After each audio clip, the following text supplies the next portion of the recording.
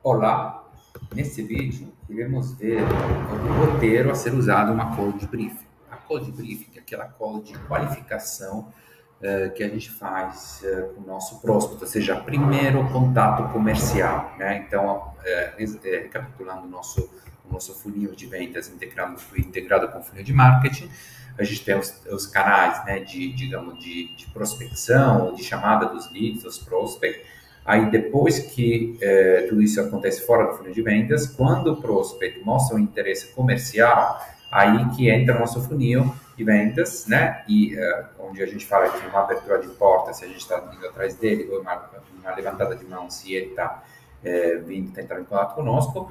E aí, nesse momento, a gente sempre fala, não posso ainda fazer uma proposta, eu preciso fazer o quê? Qualificar o nosso prospect. Em outro vídeo, a gente vê quais são os critérios de qualificação, como a gente qualifica o prospect por momento e por perfil.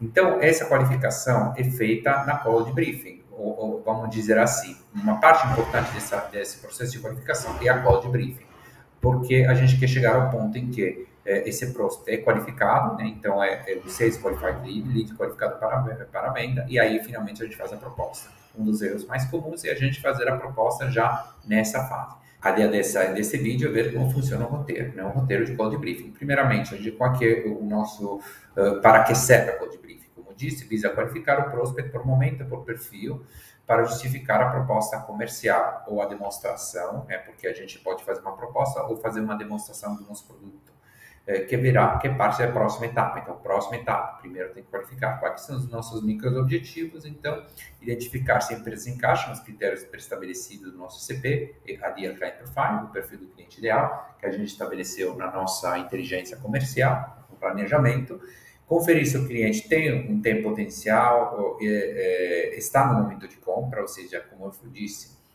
ele, além de ter o problema para ver que a nossa solução resolve, ele tem que ter a urgência de resolver esse problema. E fazer uma abordagem SPIN. Outro vídeo a gente vê o que é SPIN, né? Praticamente, resumindo, situação, então entender a situação do nosso cliente, qual é o problema, os problemas principais, quais são as implicações de implicação, ou seja, como é que a situação vai ficar se ele não resolver esses problemas, e need, necessidade. Então, a partir disso, a gente consegue focar nas necessidades principais e apresentar a solução. Então, essa aqui o que a gente vai fazer. De que forma, né? A gente pode dizer que dividir a nossa call de briefing em duas fases. A fase 1, a introdução, onde a gente apresenta o nome, se apresenta, né? E aí vai dar um resumo muito curto mesmo, muito ao ponto do que a gente faz, do nosso propósito, da nossa missão. A ideia é realmente chegar a fazer um diagnóstico da empresa do nosso prospect, né? A gente fala, por exemplo, obrigado pela disponibilidade, né? Eu estou falando com o meu prospect, estou me apresentando, eu sou Danilo, enfim, sou nome, né? Da empresa X, trabalhamos com empresas do segmento do seu próprio, porque você mostra que conhece o segmento, que precisa implementar e otimizar processos, nesse caso de aquisição de novos clientes, né? Ou o processo ou a solução que você que precisa, que implementa, já vai ao ponto. Você faz isso, nesse momento você pode fazer o que você faz, só que não tem que se divulgar muito nessa questão. Simplesmente dizer, esse aqui que a gente faz, qual que é o nosso propósito dessa call? Fazer um diagnóstico da sua empresa, entendendo o objetivo, desafio, situação atual, enfim, aqui entra o SPIN, né? Então, e aí já passa a bola para ele. Então, essa introdução é muito curta, um dos erros comuns que a gente começa a passar aqueles PowerPoint de vários minutos, aí depois de 2 minutos o cara já está fazendo outra coisa, ainda mais se a gente está fazendo um inside sales, né? O cara apresentação remota, você percebe, ou talvez você nem percebe porque está tão preso na sua apresentação, mas o seu prospect já está fazendo outra coisa. Então, apresenta rápido, já passa a bola para ele. A partir disso, você então apresenta o caminho para atingir o objetivo, o modelo que você apresenta, e aí, né, poderia falar um pouquinho da sua empresa? Então, já passa a bola para ele. Tenta entender a situação, e nessa ele fala, ou você anota, não interrompa, nunca interrompa, nunca interrompa. Esse aqui é um ponto muito chave, né? É muito comum falar, desculpa por interromper, e aí você fala alguma coisa. Não, você não pede desculpa para interromper, você simplesmente não interrompe o cara, você anota no seu caderninho as coisas, e depois, na base disso, você faz as suas perguntas. E aí chega num resumo, fechamento, você faz as perguntas para entender mais a situação, né? Como eu falei, os problemas e tudo mais. E aí você faz um resumo. Então, vamos fazer assim. Você vai enviar, nesse caso, a gente manda um form de perguntas, né, para fazer um diagnóstico. A gente pode compartilhar uma ideia de forma de perguntas, obviamente. É um formulário, na verdade, básico que você pode criar no Google Form e nada, só não coloque muitas perguntas porque ainda você não tem um relacionamento muito íntimo. Então, poucas perguntas-chave que pode fazer depois. Mas muitas vezes, nessa call, dependendo do seu serviço, a call já é suficiente para entender o que o seu prospect precisa, né, na base da sua solução. Muitas vezes nem precisa passar esse esforço. O objetivo, como eu disse, é ver, entender se ele está qualificado e se está interessado, se ele entendeu o que a gente faz e ele já marcar, fazer um resumo e marcar já para a fase de demonstração e de apresentação de proposta.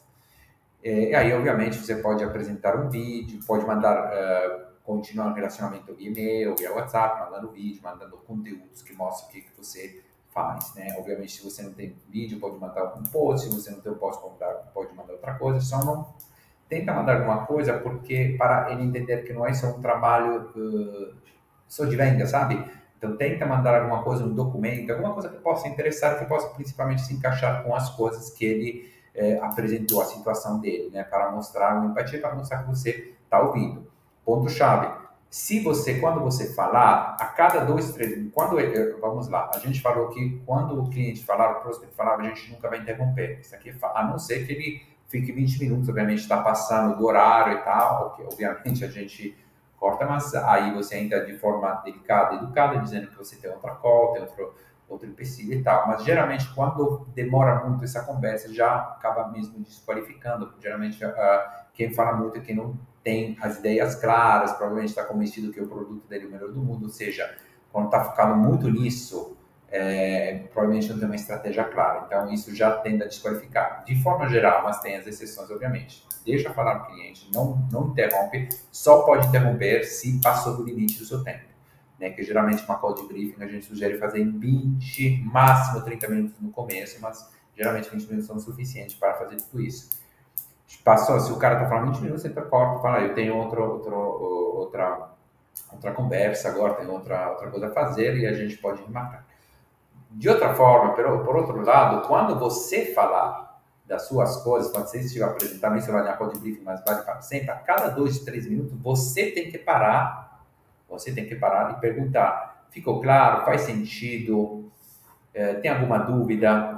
Isso serve para quê? Obviamente, se o cara tiver dúvidas, ele pode tirar, né, já as dúvidas dele. E outra coisa, ele vai direcionar essa conversa, a conversa para o lugar que é mais interessante para ele, então não vai ficar aquele monólogo de 20, 30 minutos, né? E terceiro ponto, até mais importante, a gente confere que ele está prestando atenção. Eu posso garantir, se você ficar falando 20 minutos sem parar, ainda mais no online, depois de 3 minutos você vai perder a atenção do cara. E ele vai ele vai começar a fazer outras coisas, depois vai chegar nos 20 minutos finais. Aí, ficou claro? Ficou. Como você bem sabe, quem não tem pergunta é porque não entendeu nada. Quando está tudo claro, está nada claro.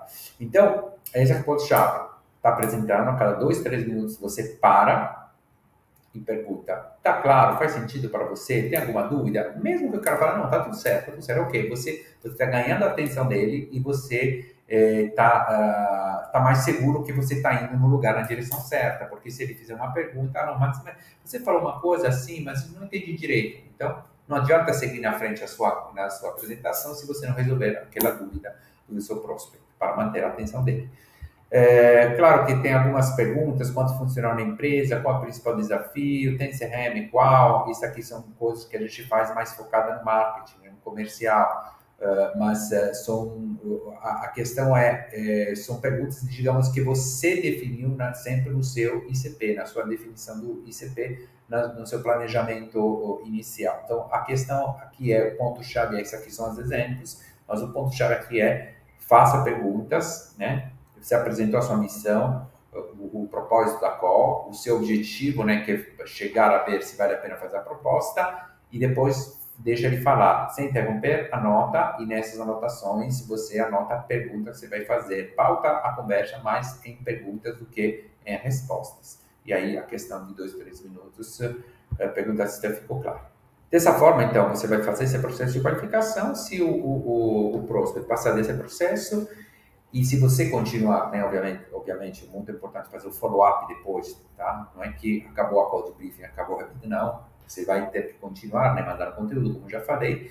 E aí sim faz sentido, se ele passar desse crivo, se ele passar dessa qualificação, ele tem a necessidade, a urgência de resolver aquele problema, e tem as características do seu perfil ideal, ou seja, tem orçamento, tem, enfim, você está falando com o tomador de decisão e tudo mais, faz sentido a gente sim marcar outra call para apresentação da proposta. Por exemplo, pode ser que a empresa está certa, mas a pessoa com que você está falando não é o tomador de decisão. Aí não faz sentido mandar propostas. Ele pode até falar, não, manda a proposta, eu apresento para o meu chefe, né? Mas bem comum. Só que você sabe que ele nunca vai poder apresentar, mesmo que ele queira apresentar, consiga, não vai apresentar da mesma qualidade, o mesmo detalhe que você, porque afinal é o seu produto, né? É o seu serviço. Então, quando fala isso, eu acho que digamos que o objetivo dessa call não vai ser mais tentar marcar uma call com ele, mandar a proposta, mas perguntar para ele como é que a gente pode fazer para conversar com o tomador de decisão. Se você não chegar, se você definiu que o tomador de decisão é, por exemplo, o diretor de tecnologia, o diretor de marketing, o responsável de marketing, de tecnologia de uma empresa, e você não chegar a falar com ele, não entra no porcento. Se você mandar uma proposta sem falar com o seu pai, não entra no porcento, não vai para frente, tá? Pode até testar, tem sempre as exceções às regras, mas geralmente não adianta fazer uma proposta se você não estiver falando com o tomador de decisão ou com um influenciador muito importante, por exemplo, o filho do dono, né? São casos específicos. Mas tenta chegar mais perto possível do tomador de decisão antes de fazer a proposta. Espero que ficou claro. Até a próxima. Tchau.